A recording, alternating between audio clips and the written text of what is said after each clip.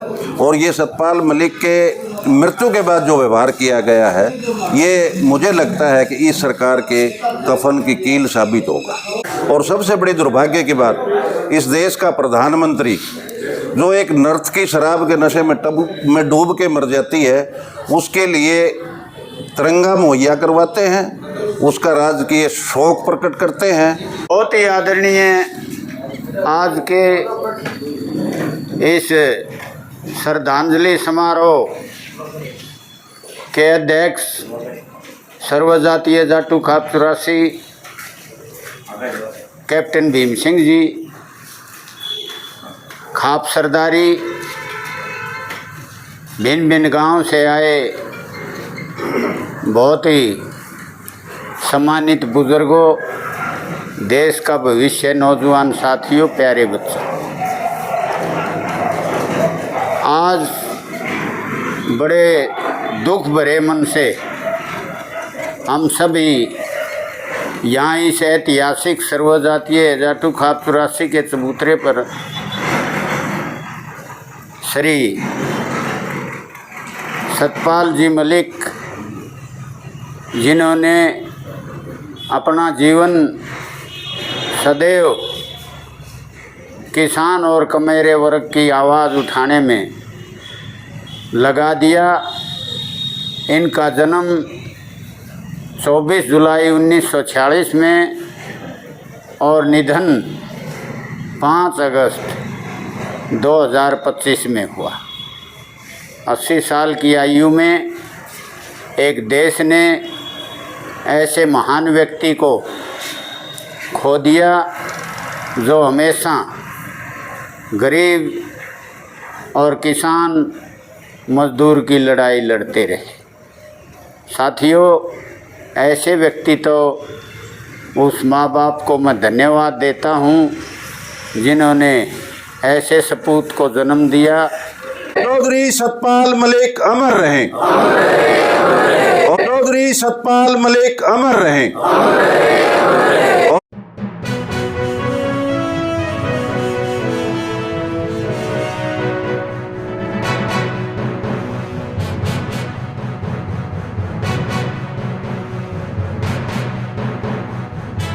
अपने स्थान पर खड़े रहिए बेटा, सही खड़े रहो।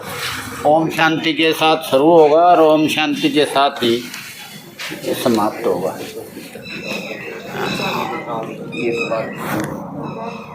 ओम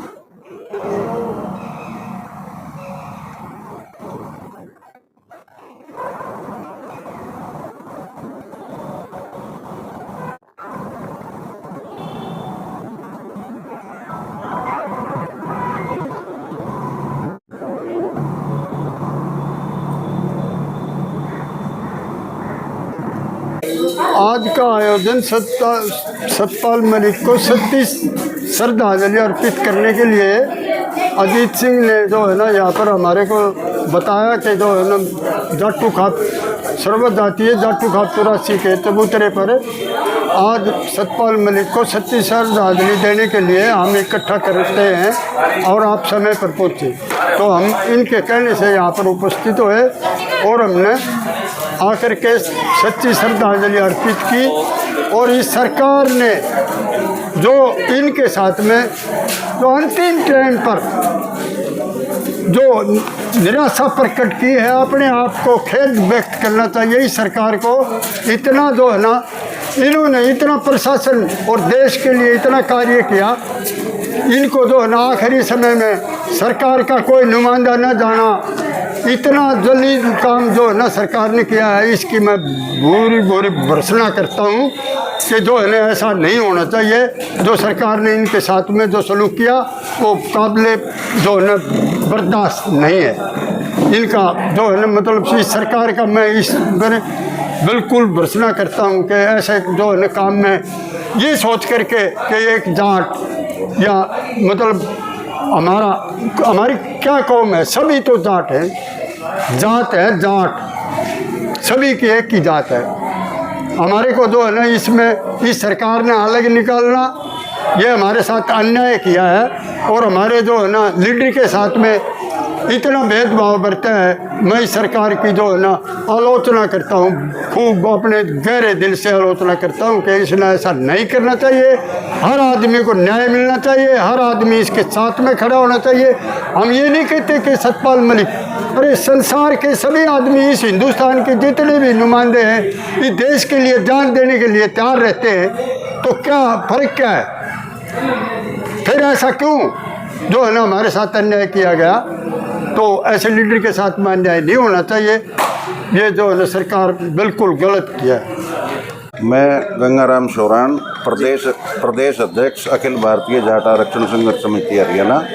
देखिए, जो व्यक्ति भारत रत्न का अधिकारी था उसको भारत रत्न मिलना चाहिए था, और इस सरकार ने केवल इसलिए वो किसानों की, गरीबों की आवाज़ उठाता था, इसलिए उसको राज के सम्मान के साथ उसका संस्कार भी नहीं किया। और सबसे बड़ी दुर्भाग्य की बात, इस देश का प्रधानमंत्री जो एक नर्तकी शराब के नशे में डूब के मर जाती है, उसके लिए तिरंगा मुहैया करवाते हैं, उसका राजकीय शोक प्रकट करते हैं। और सतपाल मलिक जो केंद्र में मंत्री रहे, वो सांसद रहे, वो विधायक रहे, 5 स्टेट्स के गवर्नर रहे, और इन्हीं की पार्टी की, भारतीय जनता पार्टी की राष्ट्रीय उपाध्यक्ष रहे।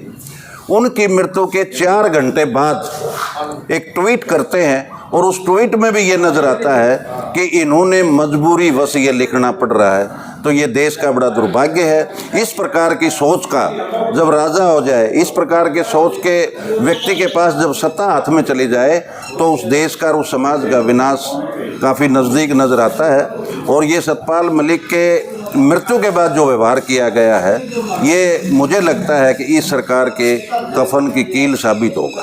सतपाल मलिक जी का केवल और केवल कसूर इतना था कि वो बेबाकी से किसानों की आवाज़ उठाते थे, वो बेबाकी से गरीबों की आवाज़ उठाते थे, और वो सरकार को आईना दिखाने से कभी नहीं चूकते थे। वो ईमानदार और भ्रष्टाचार के खिलाफ व्यक्ति थे। जो आवाज़ उन्होंने भ्रष्टाचार के खिलाफ उठाई, जो 300 करोड़ रुपए की रिश्वत उन्होंने ठुकराई, उसी मामले में इस बेउदी सरकार ने उनके खिलाफ सीबीआई और ईडी लगाई, और उन्होंने बड़ी बेबाकी से कहा कि आपके पास कोई और एजेंसी है तो वो भी लगा लें। मुझे किसी चीज़ का डर नहीं लगता, क्योंकि डर इसलिए नहीं लगता कि वो निडर थे, ईमानदार थे, साफ सुथरे थे, और ऐसे व्यक्ति कभी कभी जन्म लेते हैं। हम तो इस सरकार से अपील करना, अनुरोध करना, तो मैं समझता हूँ कि मूर्खता है। जहाँ संवेदनहीनता हो, जहाँ एक तरफ ये हिंदू संस्कार की, सनातन धर्म की बात करते हैं। सनातन धर्म में तो ऐसी व्यवस्था है कि हम गांव में कहीं से गुजर रहे हैं, और वहाँ अगर 10 आदमी बैठे गोसा से लगदा पाओ, तो हम चाहते हैं कि 2 मिनट वहाँ बैठा जाए।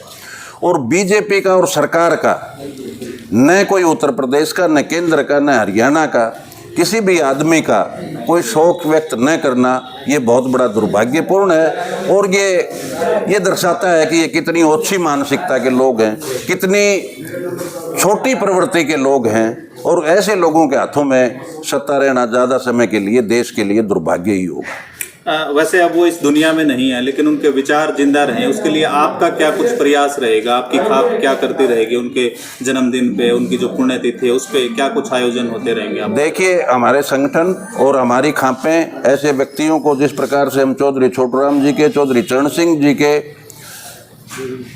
इन लोगों के, चौधरी देवलाल जी के, इनकी हमेशा जन्मतिथि और पुण्यतिथि पे विचार गोष्ठियों का आयोजन करते हैं, समीक्षा करते हैं, और समाज में उनका जो योगदान है वो आने वाली पीढ़ी को बताते हैं, उनको आह्वान करते हैं कि उनके बताए हुए रास्ते पे चलो, किसान वर्ग को ज़्यादा से ज़्यादा सुविधाएं मिलें, इसके लिए प्रयास करो। तो हम जब तक हैं, हम उनको हमेशा उनके विचारों को आगे बढ़ाते रहेंगे, और उनके द्वारा छोड़े गए अधूरे कामों को पूरा करने का प्रयास करते रहेंगे। नाम प्रेम कुमार जी, घनघस खाप प्रधान।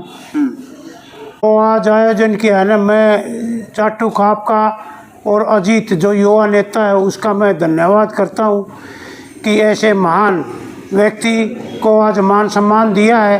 क्योंकि नरेंद्र मोदी ने तो दुर्भावना की भावना रखी है, और इससे किसान व मजदूर के अंदर बहुत ज़्यादा रोष है कि किसान नेता और ईमानदार नेता जिसने कोई लालच नहीं था, कभी हुआ नहीं, उसके प्रति ऐसा व्यवहार करना, ये सभी किसान मजदूर के सबके अंदर रोष है। ये जो नरेंद्र मोदी है ना, ये दुर्भावना की बात करता है, इसकी हम भर्त्सना करते हैं। धन्यवाद।